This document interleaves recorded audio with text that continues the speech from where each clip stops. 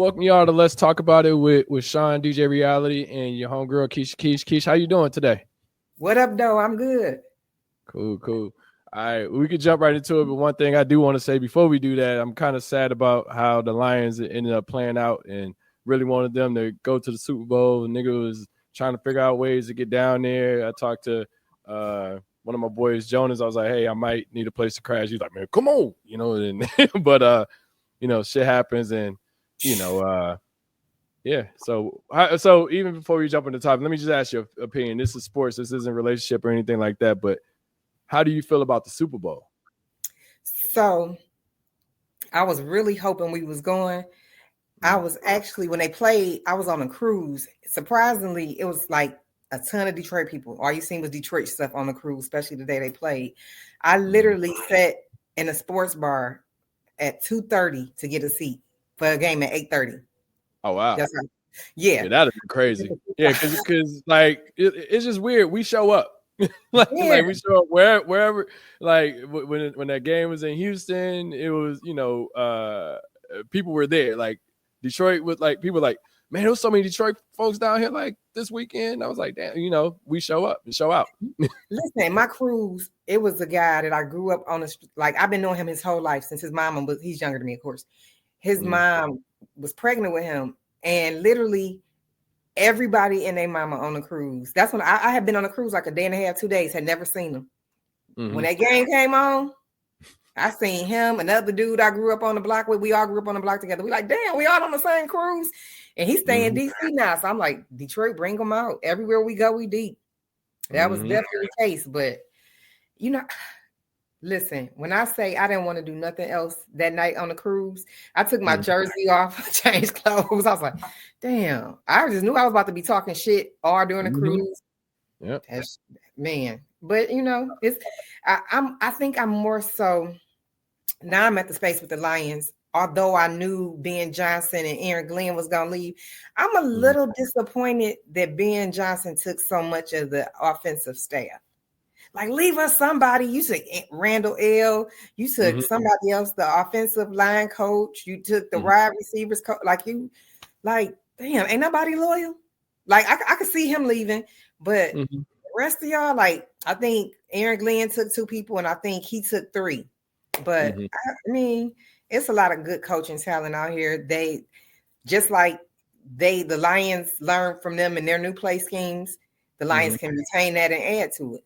So yeah, definitely. And most of the time when coaching, whether it's offensive coordinator, I mean, at least the head coach is still in place, but usually like say if it's a head coach, bring his coaching staff, like, which means that everybody that was there before him is going to get fired. So like if a coach get fired, like at the head coach level, most likely the offensive coordinator and the defensive coordinator is going to be gone too, unless they had a good defense, but they couldn't figure out the offense or something like that. But usually they take everybody with them. Like you look at Nick Saban, he's not coaching anymore, but and he'll take his whole coaching staff with him and be done with it. I was gonna say when he left Michigan State, Bobby was probably the only one. I think like Bobby and like 2 or 3 other people were on.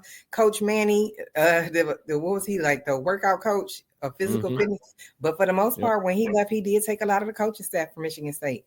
So yeah, it happened. And that motherfucker went and won everywhere, every goddamn else. I mean, we won the Citrus Bowl that year, but I'm like, man, I was like, I still to this day don't understand, and I've never seen him talk about it. He's been doing some recent interviews talking about like his recent tenure at Alabama, but I've never heard him speak on like what happened in Michigan State because he left in November, like December, before the Citrus Bowl. So he like we won the Citrus Bowl. We played Florida that year. But, I went to every bowl game we played in, even the bullshit one in San Jose when they played. What was that? 99 or 2000? It was a bullshit bowl, but I went. It was a bullshit bowl. It's probably 2000, 2001 because 99, 2000 was the year. Wait, hold on. We won the Citrus Bowl. That was 2000. Yeah, that was 99, 2000.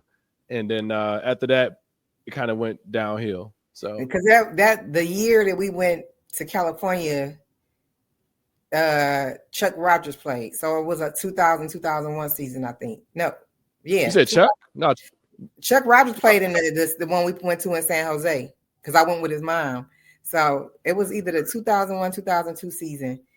I think it might have been 2000. I might have been because he got drafted 2003. Yep. So that was the 2002 to 2003 season. He had that was his breakout year. Mm-hmm. So yep.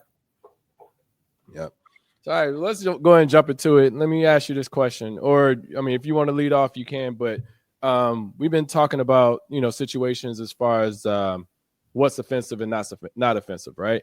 And it's like how you have to be extremely careful in these days. And one of the scenarios, as an example, was girl that couldn't get into the Uber car or Lyft car or whatever the Uber, whatever the driving service was. But how do you feel about that? Like, and we can delve even deep into it, but I just always feel like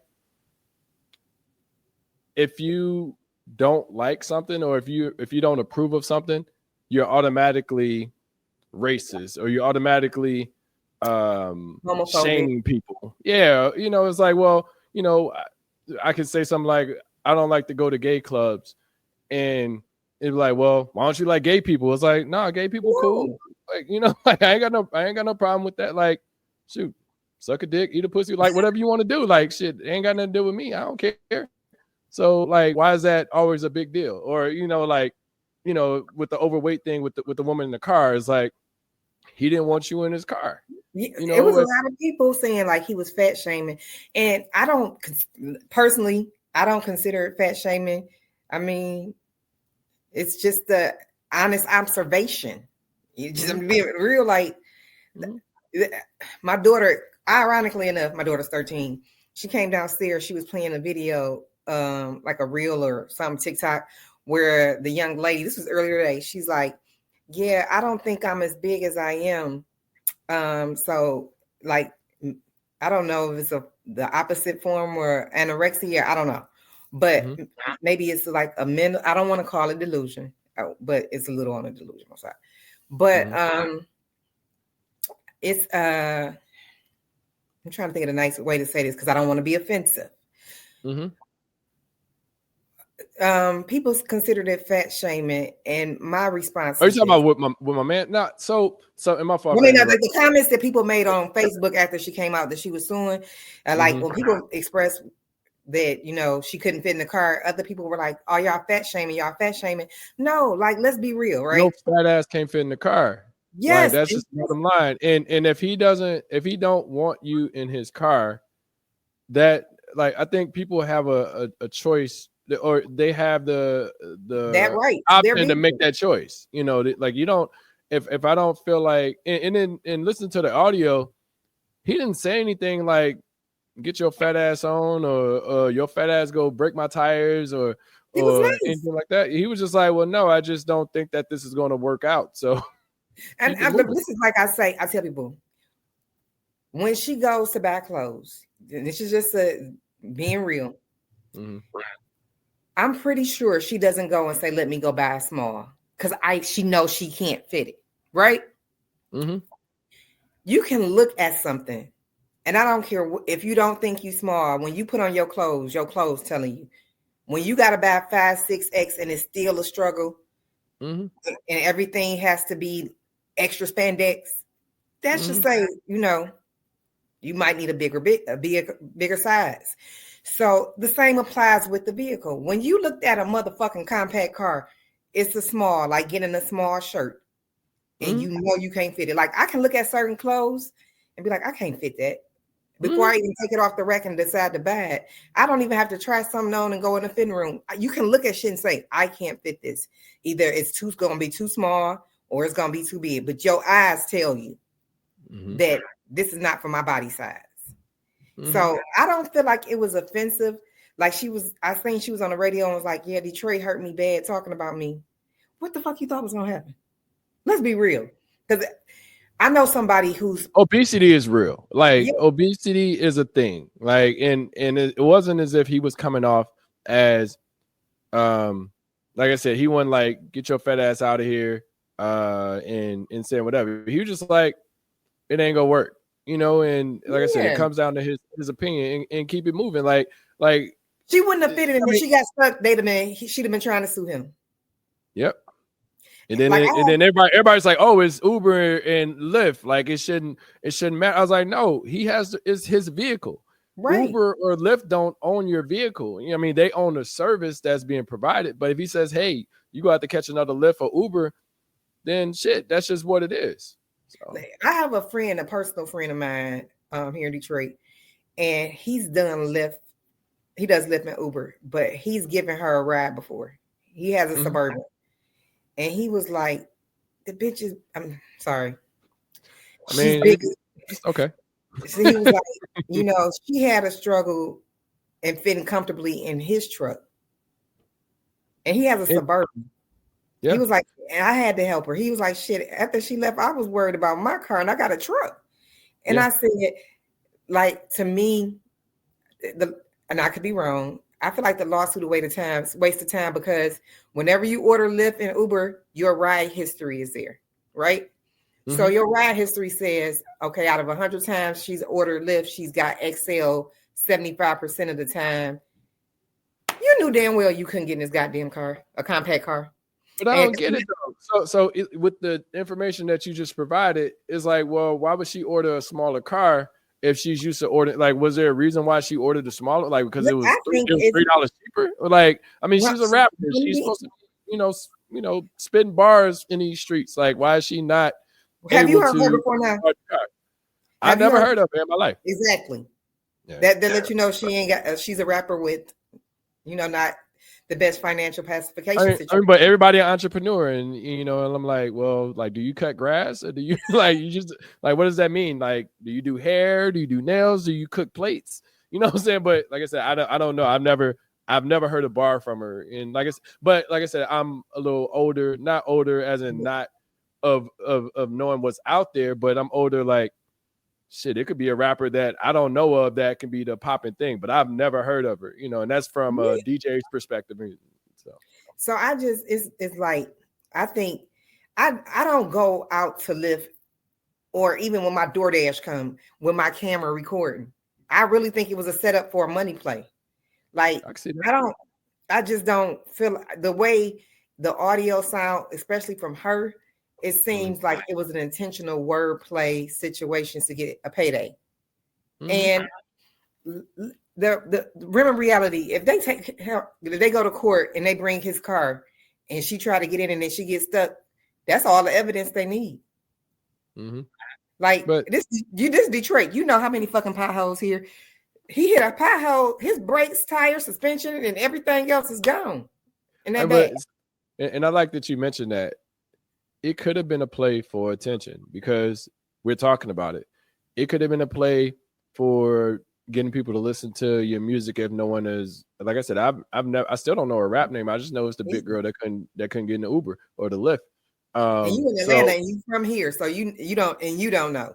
I've never ever heard of it, but and you're a DJ. Right. And some people are like, oh, well, let's see what kind of music she got. So she could have used it as a play for that because it hit national news. I mean, I've heard it on like all the news platforms, even as worse as CNN. I'm like, geez, like she's getting the attention that she's asking for. I mean, the court case, I mean, that shit is dead. Yeah. I mean, as a person with their own car, they can refuse to give you a ride if they don't feel comfortable. And that's the bottom line. Like, I may not, like if somebody gets in and they got a gun on their holster and I see them about to get in, I'll lock my doors and say, hey, catch another Uber. Am I shaming a person that's carrying a gun? No, but I'm being protective of myself that they may shoot me and take my car or whatever. I don't know, so. And I listen, this is a couple of months ago. I was in Virginia and the Uber driver didn't like my tone. Because I'm like, oh my God, you got a bunch of stuff in your trunk and we taking luggage. I'm going back to the airport. I'm like, oh my gosh. She's like, you know what? I'm canceling this ride. I don't like your tone. Well, you don't want to drive in the car and you never know who you picking up. So your trunk should be empty. But you living out this motherfucker. So I was like, oh my God. Like how we gonna you saw the destination that she was going to. So it's kind of like, damn. And my whole thing was, I didn't get mad and say, oh, she discriminated against me. She declined my ride because she didn't like my tone. I could have been like, oh, because she's white, she's racist because she didn't decline my ride. No, okay. You didn't want to take my ride. You cancel it, fine, order another one. That's simple. Like, I could have easily been like, oh, she's racist. She didn't want to talk. She didn't want to take my rag because she thought I was an angry black female. No, she just, that was her right. She didn't like my tone when I said, oh my God, that's her right, her car. Okay, keep it moving. Everybody gonna want to sue at this point if we find everything offensive. That's like, for me, people think offensive is only when you call somebody fat, right? It could be offensive. Skinny. I'm small. Yeah, I'm small, and people be like, you know, I was a little bit bigger. Like now I'm like 130. I used to be like 150. When I lost weight, people was like, oh, you getting skinny. Okay, bitch, you getting fat. Or you need to be skinny. Right. I told somebody one time, I said, I got the problem that most people won't and that you need. I've told people like, oh, you losing weight? I said, you need to. Like, if you don't get offended, especially when you don't talk about me if you're not comfortable with being talked about. Yeah, so they got offended when I said, they said it to me like, oh, you getting skinny. I said, you need to get skinny. So like, don't be offended when you say something that you don't think is offensive because you're not calling me fat, you're calling me skinny. You think that's acceptable, that when I call you fat in a low-key way, or our wordplay calling you pleasantly plump because you thought it was okay to call me skinny. No, now it's offensive. Nah, bitch, no, it's not. Go in the gym. Just like you told me to eat weight, come get some food. Baby, you should go stay away. Because by most American terms, I'm healthy. I'm healthy weight. Maybe a little bit obese by white people terms, but you know, like, no, but look, I've caught it. To me if you don't want me to say it to you, and so it's going to be offensive both ways. Yeah, but say I've caught it, you know, from losing weight, and people are like, oh, you go get too skinny, blah blah blah. I'm like, well, you know, it's okay. Like, I'm not unhealthy. Right. I'm not on crack. I'm not on coke. You know, so what does it matter? Like, you know, because I even incorporate, you know, the whole workout lifestyle into like going out. So people say, hey, let's go here. I'm like, hey, I'm gonna run to the gym. I'll meet y'all over there. You know, and people are like, why you gotta go to the gym all the time? It's like, because it's a lifestyle. It's how, like, it's what I do. What I do, you don't have to agree with. You know, and it's okay. Like, we all a little older. And that's how I live. Like, I don't live my life based off of your preference. Like, people say, hey, let's, like, shit, I'm at the ilk. I don't even, you know, be out past like, I mean, I'll be out late sometimes, but I don't be out technically past like 10 or 11 because I know I got to get up for work in the morning and all that shit. You know what I'm saying? So, and most of the time I'm doing morning workouts. So people be like, oh, let's go out and do blah, blah, blah. And I'm like, all right, well, if we go out together and do this, then you going to the gym with me in the morning. You know what I'm saying? Like, oh, well, no, I don't want to do that. I'm like, all right, well, shit, I ain't got to do this shit. Like, I don't necessarily feel like doing the things that you're asking me to do, but I'll do them just to maintain relationships and build, but build with me over here. Like, be on the health side. Like, if I'm, because I'm not going to want to get up in the morning. So if you get up in the morning with me, then that's more motivation for me to go with you that night. So. And then I think, like, especially in this day and age of social media, everything is offensive. Like, I know I tell people this. Well, I try to get rid of most of the people that support Trump on my timeline, but it's a few still on there, and they get offended by my posts when I say things, when things happen. Recently, the tariffs and the DEI and even now, they shut that shit down quick. Yeah, in the Department of Education, like, I've made posts that to people, and it can be offensive, and I'm okay with it, because you can, that button is unfollow, block, because I've tried to block everybody that I was a Trump supporter, but clearly I missed some. But I call people that voted for him low functioning and remedial, and that's just how I feel, because you couldn't in right conscience educate yourself about politics or Project 25 and 2025, or just him as his moral compass, like what he's did to the Central Park people, what he's did with the red line and back in the day with real estate in New York. Like, people always try to put, I call them convenient Christians. Oh, they don't want to deal with the lesbian, gay, transgender community. Oh, they voted for him because they don't believe in that. It's tearing down the black family. Man, all these gay men tearing down the black family. No. Gay men are not tearing down the black family. It's the black men that having all these goddamn kids with poor penis management and ain't taking care of none of them. He's worse than the gay that don't have none. I like the PPM term. I use poor penis management. Listen, PPM is coined my term. I've been using it for like 5-6 years. Came up with it myself. It Okay. started off With the little PPM. TM on it. No, PPM came from poor pussy management because I've had some, hence my baby daddy. But poor penis, poor pussy management. But I feel like those things, poor pussy, poor penis management, are more detrimental to the Black community than somebody being gay or lesbian. Because there's plenty of gay and lesbian families out here who are raising great children, empowering them, uplifting them, educating them. So for people to try to use that to me is offensive to people who are gay, lesbian, and transgender. And I'm by no means. I'm all about whatever makes you happy. On Judgment Day, I don't have to stand in front of God for you. I don't have to be accountable for you. You are accountable. Nigga, you gay. Shit, like, and that's like people, I ain't fucking you. Shit, like, I feel like do what you gotta do. Some people are so judgy that when you come off so judgy, judging people about how they choose to live their lifestyle, just how like you choose to live yours, that you come off negative. Like, if that's what they want to do, at the end of the day, that's their life and their story to tell before God, just like your life and your story, which you may think is perfect. We might all think we live in a perfect life. But if to God, he like on Judgment Day might be like, nah, girl, you did this, you was mean to somebody that only wanted your help. You judged somebody because of how they was dressed. You judged somebody because they didn't come to church. People just so judgy and ain't judging themselves. Like I tell people, sometimes I have to pray that God save me from myself, because sometimes I'm my own worst enemy. I know I'm trained to go, but people always judging people like they perfect, especially on social media. And then they don't think what they say is offensive. Yeah, it's offensive. Everything is offensive to some group. Everything is offensive. Like, you have to be very cautious of the things that you're saying. Like, don't get me wrong. I mean, you should be protective of the words that's coming out of your mouth. But at the same time, everything is offensive. It's like, well, I don't like that shit. It was like, is it because he's gay?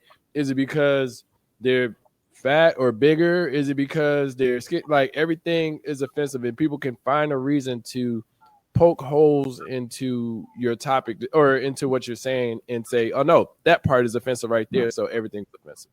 Yeah, somebody's going to find what we just said in this last 20 minutes offensive, and it's okay. It's like, how you feel about me and what you say. I sleep good at night. Yep. Just saying. Yeah, because I know offense comes down to intent, and I think that's the bottom line. Like, do you intend to hurt someone by the things that you're saying? And it's like, well, go ahead. I think that's a good way. I think the intention, because sometimes I intend to hurt your feelings. Sometimes I intend to go to hell and look Satan in the face with a smile and dog walk the fuck out of you. I know my intentions when I start arguing. Sometimes when I argue with people, I know my intentions. And then I'm trying to hit those nerves. I know what I'm doing. And then sometimes it's like, even when people's intentions are to be mean to me, I don't give a fuck enough. I don't give a fuck enough. My daughter like me, my mama like me, my nigga like me, my brother like me. I don't care. Like, you can want to be offensive towards me, and I'll ignore you. Like, I have mental funerals all day. I sleep great. I'm happy with myself, and that comes with confidence. So sometimes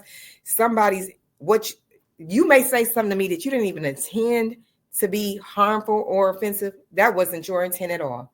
But because I might have some issues with myself or some lack of confidence, or I'm uncomfortable about something, what you intended to be something nice could be accepted offensively because I'm not confident in myself. Yep.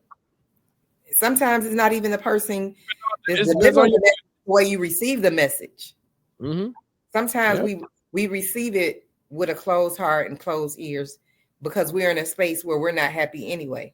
So everything is going to be offensive because you're not happy with yourself or happy with life, and you're miserable. So everything is going to seem negative when you're not happy, no matter what the intent is. Listen, I was in Houston this past weekend. I was hanging out with my nephew and my niece. My nephews and my niece. And I told my younger nephew, I was like, what you said hurt my feelings. He's like, well, Uncle Sean, you could have did blah blah blah. I was like, well, no, the way that you said it, I was like, I broke it down to him. I was like, I've never said no to you, and don't get me wrong. I mean, they have life lessons, but I was like, what you said hurt my feelings. He's like, okay, Uncle Sean, I'm sorry, I didn't mean to. And I was like, How old okay, and is I'm he? How old sorry is if he? 6 years, just turned 6 years old.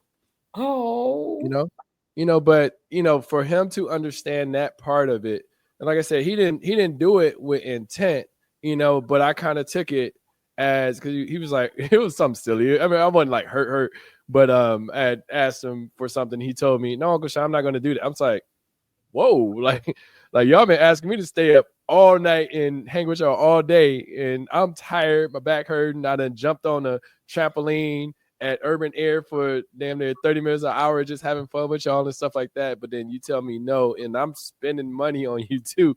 And and I broke it down to him. I was like, yeah, I was like, what you said hurt me earlier. And he was like, well, Uncle Sean, you could have. I was like, well, no. But even what I could have done, you heard me. He's like, okay, Uncle Sean, I'm sorry. I didn't mean to. And I was like, okay, I'm sorry for taking it the wrong way. And then we was buddy and we put together some Legos for the rest of the night and until like 1:30, 2 o'clock, and we was good.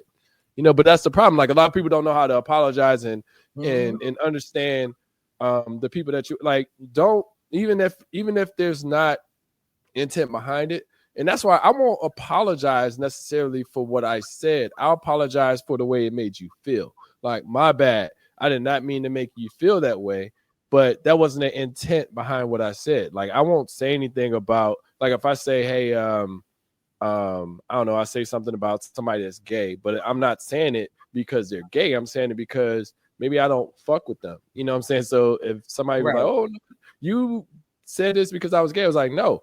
I apologize if that's how you took it, or I empathize with you, and I apologize if that's the way you took it. But I'm not apologizing for what I said because I'm not saying it because of your status, your sexual preference. So. I think people they receive things based on how they're feeling in that moment, and just like you just said, my nephew. I spent all this money, gave him all this time, jumped around for 30 minutes. Kids ain't thinking about money. They thinking that's something you're supposed to do. And sometimes people get to a point where in friendships, relationships, that they think you're supposed to do it, that they don't feel like they're hurting you. Like your nephew didn't feel like it because he was like, well, you spending this money and doing the trampoline, you're supposed to do this. So what you're doing, what I said shouldn't hurt you because you were supposed to come out here and spend your money. You were supposed to come jump with us. Yeah. You were supposed to be the fun uncle. So that was, what I'm saying? His man, he probably like, I love my Uncle Sean come because he the fun uncle. And on top of that, he's a kid. Yeah. He's not an adult. So these are learning moments for him. As an adult, not to say that you should have already been past that, but you need to, you have to figure out like people's intent.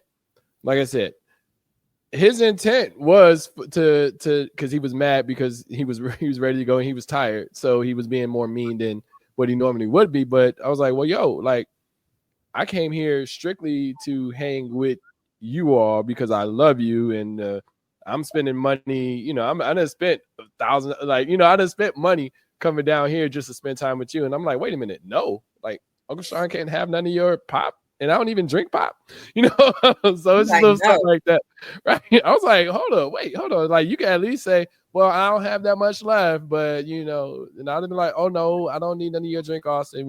Or AJ, I'll be fine. But so I have a question for you. This is a sidebar from what we were just talking about, but I'm re-spinning it back. What do you talk about politics, or what do you feel about what's going on in politics and how people, not necessarily Trump, but how people are interacting with each other on social media in regards to it?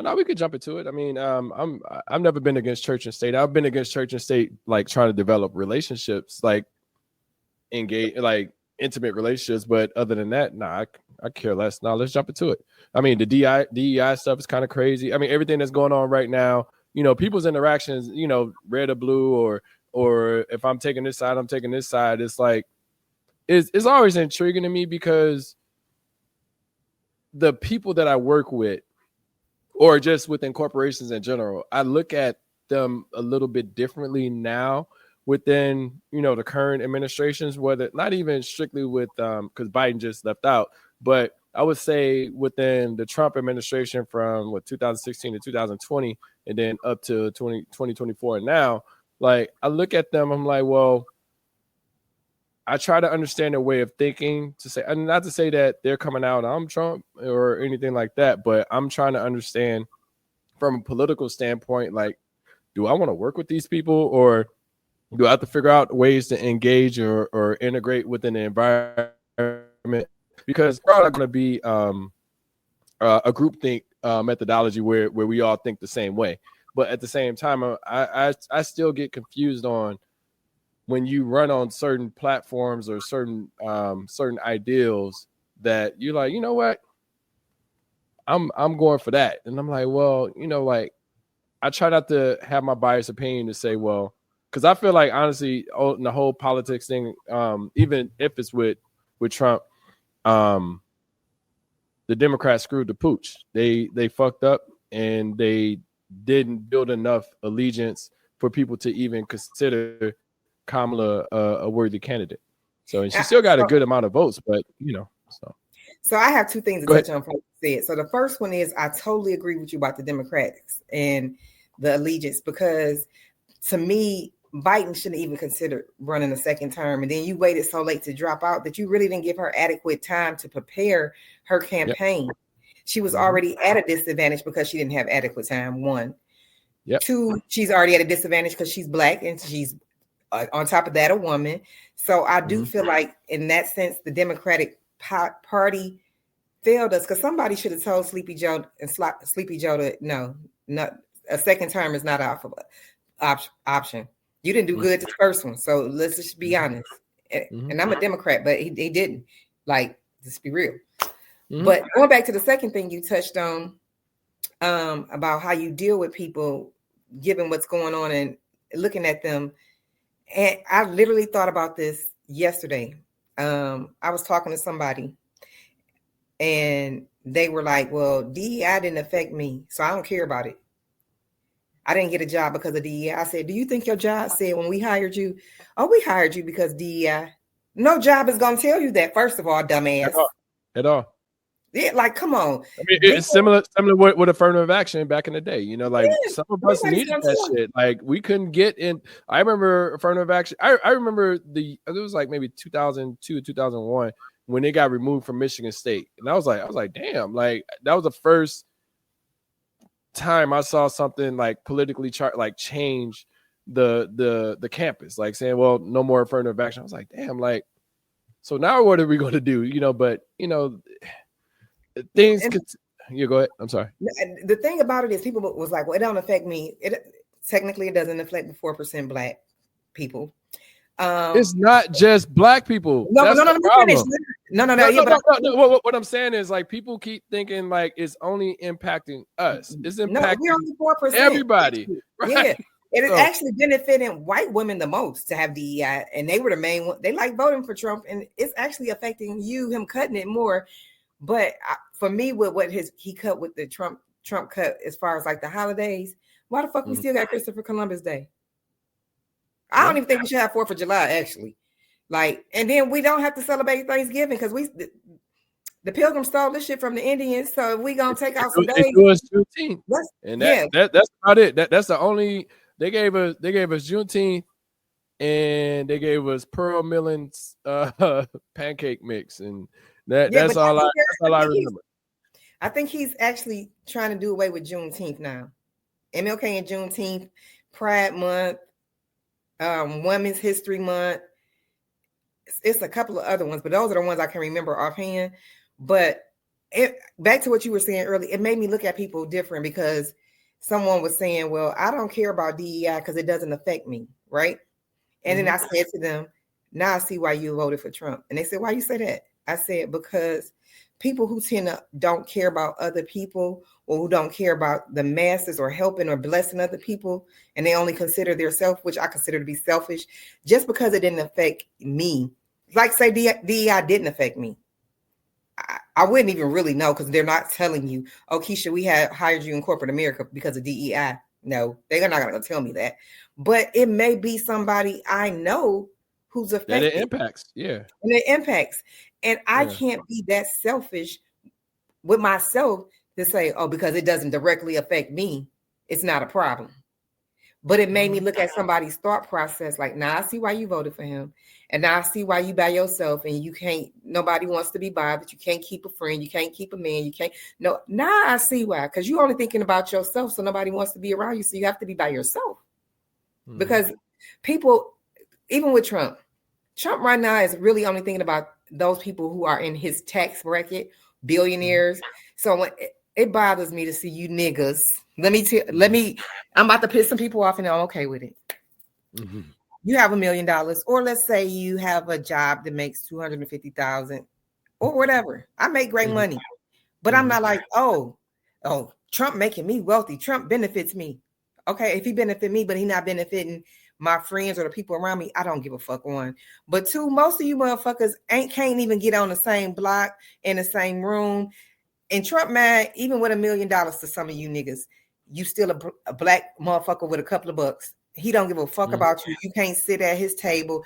When none of his decisions to help the rich, you're not included in them. You might think you're wealthy or you're successful, but you're not Elon Musk. You ain't Jay-Z. And Jay-Z, I mean, people that's 20, 40 million is nobody to Trump. You look at the people that he's around.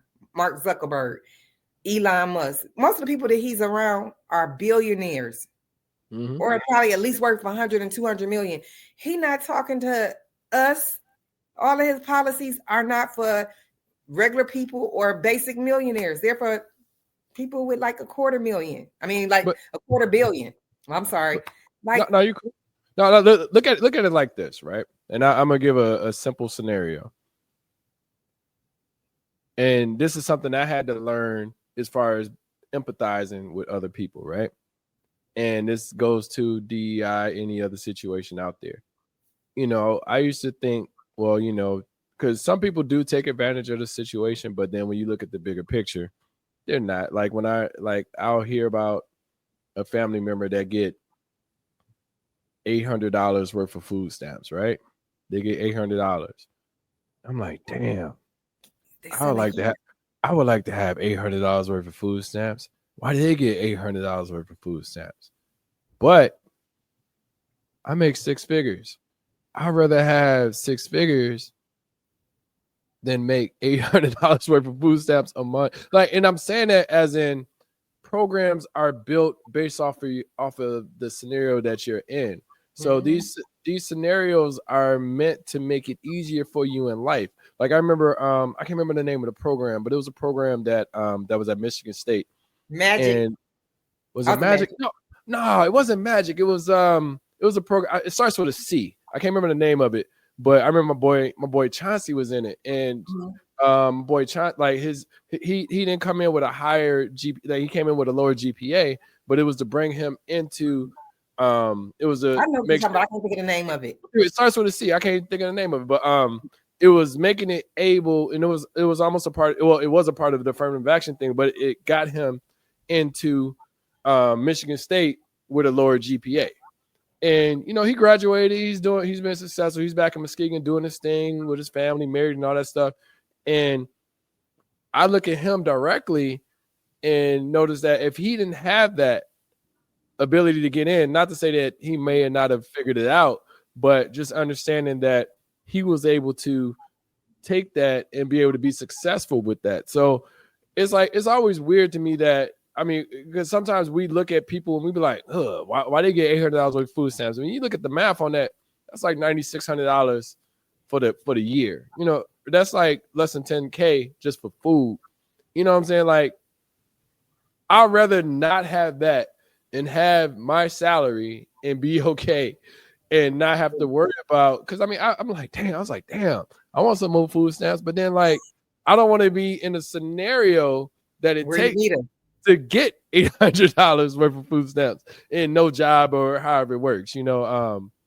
And I'm saying all that to say that we have to be careful and cautious of not saying eyeing people's pockets, but just and this is from a global standpoint of from the DEI perspective, like when you said your friend was like, well, I don't need DEI and stuff, but people do.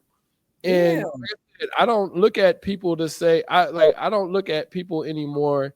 And I say for years, like I just had to give up on trying to figure out why this doesn't work for other people or why this works for other people and not me, because I'm not in that bracket. Like I want people to figure out how to be successful and build off of these programs. Like I thought the DEI was a pretty good program, but I'm seeing like it being pulled immediately. Like there's no wait period or anything. Like Trump just got into the motherfucking office and that shit is like out. Like shit is changing. You know, now I'll say this about Trump, and I'm not like a Trump fan, but the things that Trump, this is as a president, the things that Trump says that he's going to do, whether you like it or not, he does it. No, I'm gonna disagree with you because he said he was gonna lower gas prices, he was gonna lower groceries, and so far he ain't did shit to make them worse. Yeah, but I'm saying like the initiatives that he just recently said, like whether we like them or not, they are starting to do those things right now. Like I haven't seen a president do that since Barack, and even Barack, it took a minute.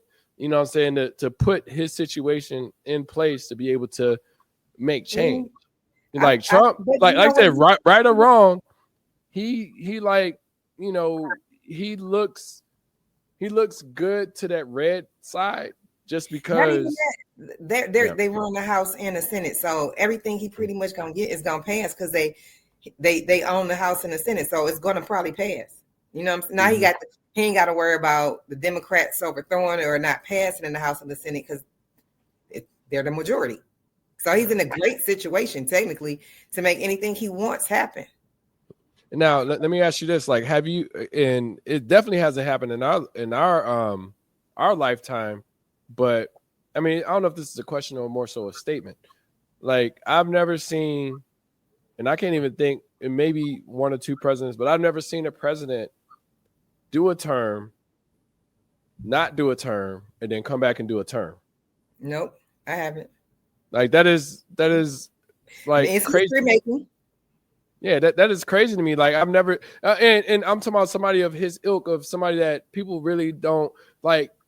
We'll say, oh, I don't fuck with Trump and stuff like that, but there's a lot of people that do, which is crazy to me. You know, well, I'm gonna tell you what I think he would campaign wise. Smart, one of the smartest dudes. And I'm gonna tell you why he was smart. He really targeted PWCs and the and poor black people and people who are low functioning or something. I don't know. That's what it is. But he targeted the right audience. And I hate to say this, people are more chauvinistic than they are racist. Because listen, that's fair. And I say this to say, both time Trump won the presidency, he lost to a woman. When he ran against a man, he lost.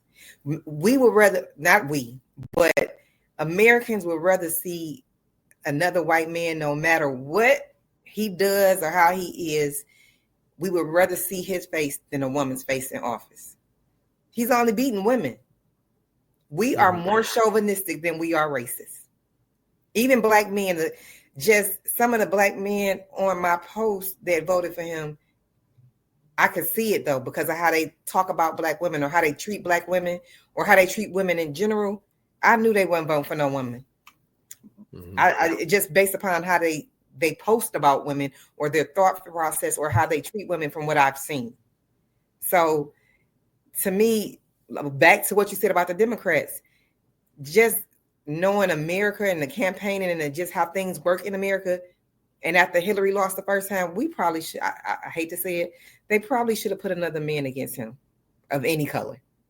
It'd have been, it wouldn't have worked. So, and only reason I say it wouldn't have worked, and like I said, I can't speak because, I mean, shit happens and he's a motherfucking president right now. But I'm saying there wasn't enough time to find, and that's the thing, like, this is Joe Biden. Like, I'm not going to, like, say it's Joe Biden's fault, but it's Joe Biden's fault. It is. And I'm saying that like there was not enough time to build up another candidate.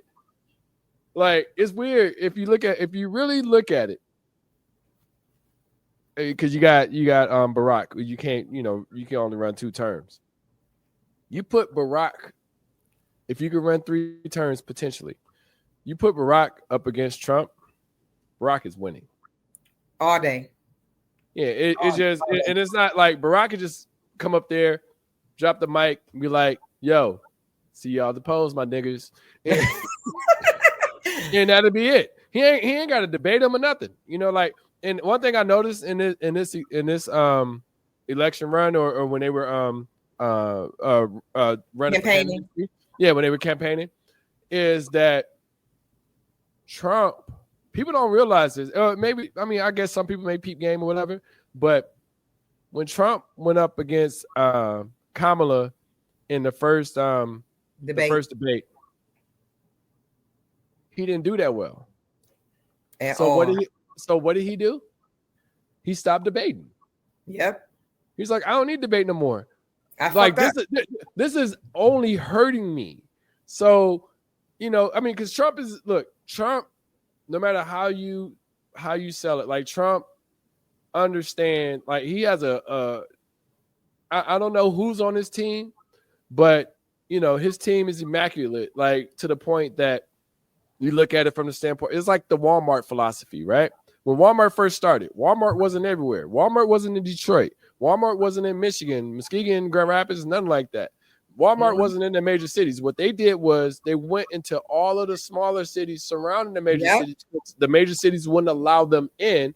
So Hillary was winning, Philadelphia, but she wasn't winning, the smaller cities around them. So it's like all red around it, but then you'll see the one blue in Philadelphia.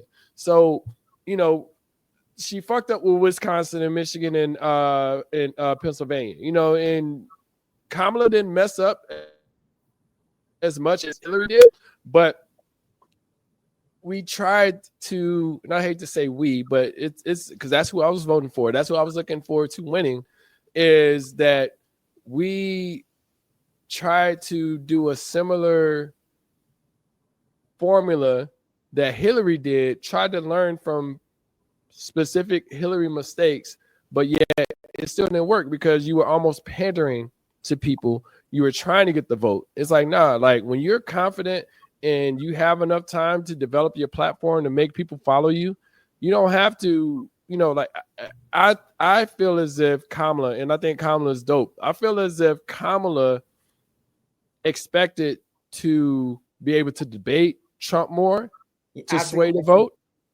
Yep. And he killed that. Yeah, he was like, nah, this shit ain't work for me. Fuck all that. Like, her numbers increased when they debated. He did horrible.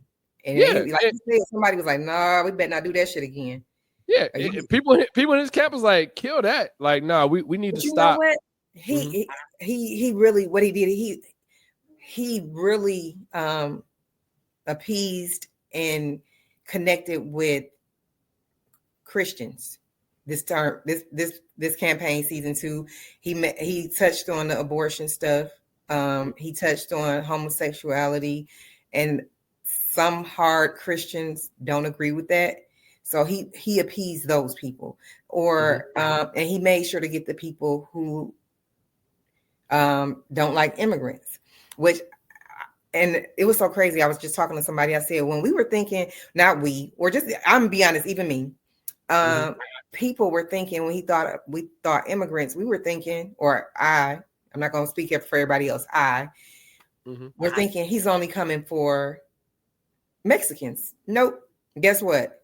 Them Haitians in Miami and them Jamaicans, them Puerto Ricans down on the East Coast and down in Atlanta, even in Atlanta and Memphis, he's not just coming for Mexicans. He's coming for everybody that's not documented. So while you were, let's just say you're Jamaican or Haitian and you voted for Trump thinking, oh, I want to get rid of the Mexicans. Shit, he was coming for your cousins is undocumented. He not just leaving it to Mexico. He made y'all think he was just coming for Mexicans. The way he tried to play it with the Mexican wall and the Mexican. but he was coming for everybody, anybody, any Haitians, Puerto Ricans, you name it, Jamaicans, Chinese, Korean. Look, in a minute, he's gonna be raiding the nail shops, trying to make sure you document it. Yep. Mm-hmm. They weren't thinking about that. Y'all love going to get y'all nails done. Yep. But you love going to the Koreans to get your nails done, but you weren't thinking they might not be documented, so they might have to go back. Mm-hmm. Y'all thinking he just doing it for the Mexicans, which I just don't see the big issue. I'm different. Like the jobs that the immigrants want, I don't want for the most part. And the jobs that I want, they're either not qualified or because they're illegals, they can't apply for them anyway. Yeah, so, but the tricky part about it is, right, because like say for instance immigrants, right, and not just all immigrants. I don't want to say like all these niggas just be doing landscaping and shit like that, but you know, I know like it's a landscaper that come through my neighborhood, and he black, and he be like $175 to do your yard. The Latino guy comes through, he be like, yeah, 75, 100. He shows up. He's on time. On time. He goes above and beyond. You know, I don't have to tell him like, hey, make sure you focus on this. He be like, Mr. McMillan, what do I need? I'm like, yeah, that's it. Yeah, you doing it. You know, so but you know, I mean, because when you say like, oh well, those aren't the jobs. Like it's people that want those jobs, and don't get me wrong, it's the opportunity is there, but you got to provide. And I'll give another example for the person that comes and clean. I have a person that come and clean my house like every 6 weeks or 4 to 6 weeks. And when they come, they charge me like $150. What? Shit. Oh my God. I have a whole ass house. And one of my guys was like, yeah, you know, I'm $275 and above. And I'm like, listen, I had a girl come clean my house and she charged $50 an hour, right? It was somebody I knew trying to support her. Mm-hmm. She didn't tell me she moved fucking slow as hell. She was here 8 hours and only did the main level of my house. I done fed this chick. She smoked weed. I know somebody that owned dispensaries. I gave her free weed. I gave her a bottle of wine, and she done been here all this time, and she ain't even $400, and she ain't even got but the main level of my place. Yeah, I was so mad. I said, "Oh no, never again." I listen. Shout out to Kellen. Kellen comes through, and she comes to clean the fuck out of this house. I'm like, my computer down. Like I fuck with Kellen.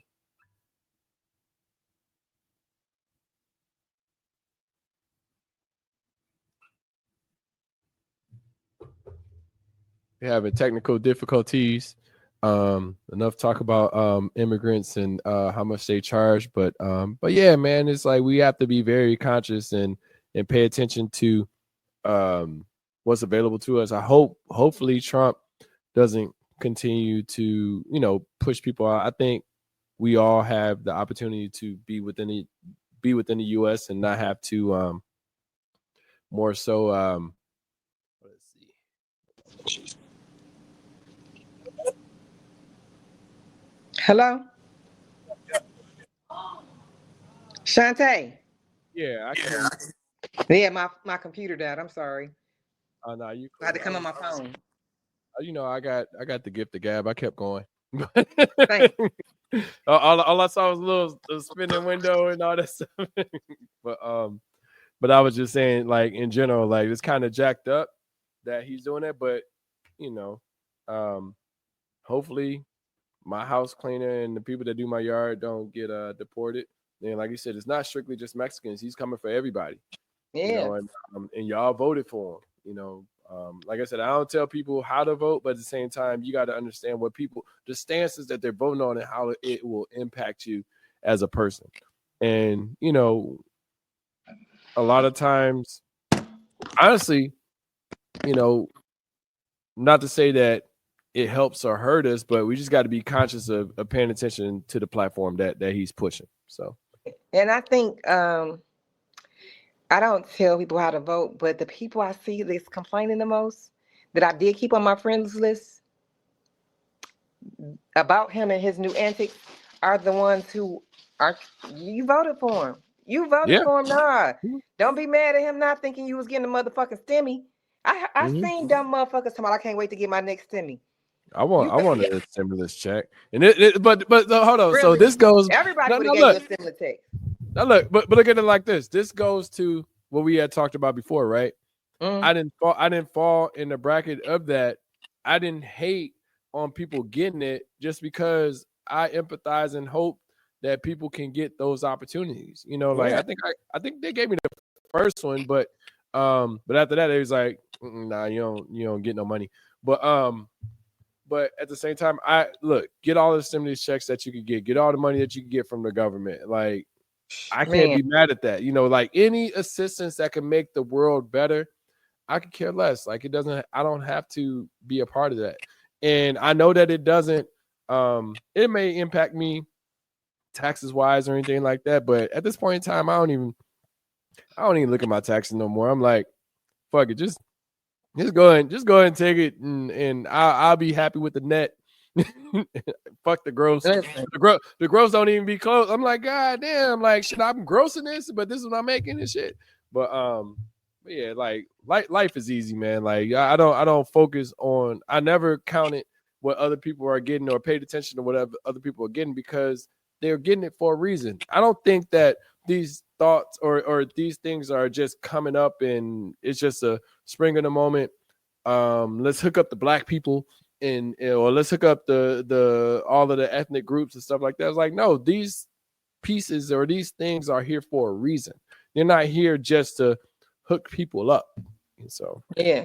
So what's your final thoughts before we end the show today? final thoughts is hopefully everybody can get over all of this shaming shit. I don't think it's gonna happen, you know, from I feel like it has lessened where it's not as much of an issue as it was in the past as far as, you know, gay shaming or sexuality shaming or size shaming or anything like that.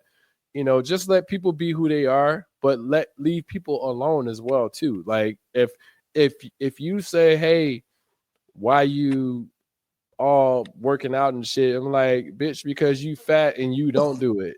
And you should know that you should not be offended by that because I'm only reacting to the energy that I'm feeling that you're providing based off of your intent that I feel like is given.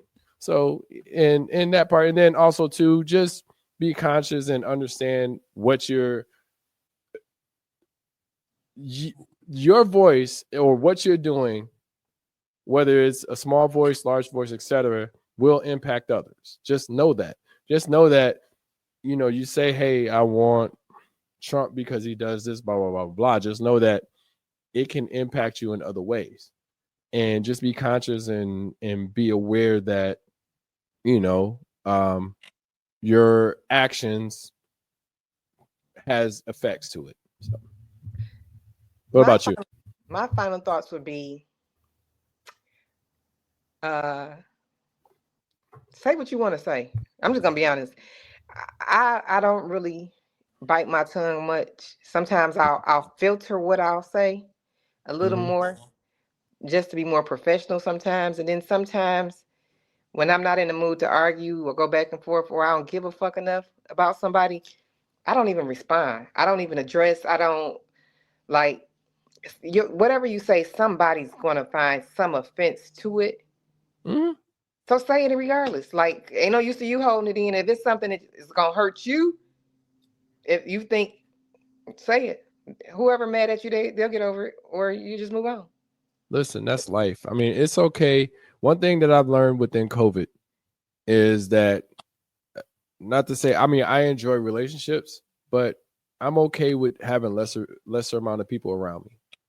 My mom said the And older you get, the less friends you'll have. yeah, look what Drake say, no new friends, no new friends, no. Like, I get it. I don't agree with that. No, so I look at it from the standpoint that, of course, I mean, it's kind of a bias, like, but at the same time, you don't need to introduce new people in your life if they're not bringing anything to the table. Yeah, okay. I'm not going to say I'm not going to have agree. new friends, but if they're not bringing anything to the table at this point in time, at this big age, I don't need to be around you. Like, I look at it like, I look at people, and it could be a wrong way of thinking about it, but are you helping me or are you hurting me? And there really isn't no in between. Like, if you're in that stagnant area, you're just kind of an associate. You know what I'm saying? If you help, like, so I limit the conversations that I have with people. I limit my interactions that I have with people just because it just don't. If I feel like there's any negative tone to anything that you're bringing to the table, it just doesn't make no sense for me. I agree. So, and this comes with family. We've talked about this before, but this comes with family. This is like deep down, like, look, if you that cousin that I don't fuck with, I just don't fuck with you, and I ain't gonna fuck with you forever. You like it's just what it is. And won't. I listen. And won't. I don't give a fuck. If I don't listen. I don't do that fake trauma bond and shit. I don't care who died that we both know. If I ain't fuck with you before they died, I ain't gonna fuck with you after they die. So Yeah. Cool. Well, thank you all for tuning in. Make sure you hit subscribe and you jump in and you follow the podcast for Let's Talk About It. Nah, you cool. For Let's Talk About It. Can you hear me? Yep, I can hear you. Make sure you hit the like on the podcast or on the YouTube or even on the Apple Music. Still trying to figure out Spotify for some reason. Things won't load up, but make sure that you you hit the like button and you jump in and enjoy the podcast that we provide. Thank you all for attending, and talk to you soon. Bye. Thanks for tuning in. All right, talk to you soon. Have a good one, babe. Yeah, you too.